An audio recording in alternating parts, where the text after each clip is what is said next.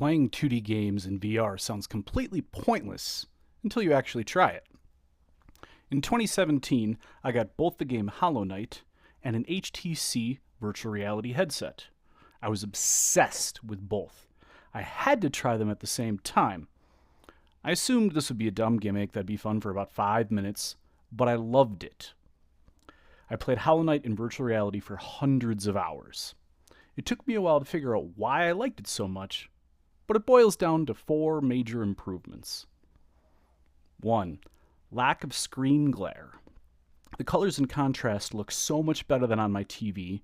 Plus, I didn't have to fidget with color and brightness settings based on where the sun was hitting the TV that day.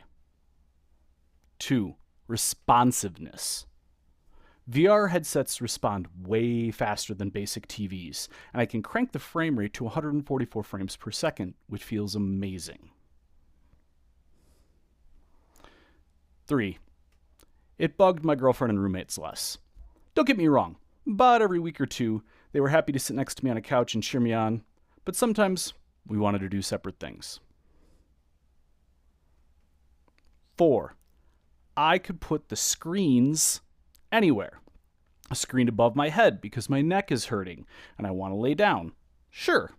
Another virtual screen to show my guides, notes, chat window, streaming and recording controls. Done.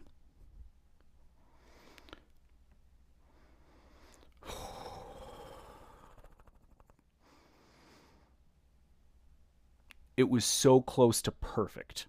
One thing kept bugging me. The game itself is two-dimensional. The background layers move slower than the foreground layers to give an illusion of 3D depth called parallax. This seems fine on a TV, but feels wrong when you're in a 3D virtual environment. In my dreams, the game was 3D. In reality, Hollow Knight pretends to have depth using layered backgrounds, and on a normal screen, the illusion works great. But in virtual reality, your brain immediately notices the layers are not actually in three-dimensional space, and it just feels wrong.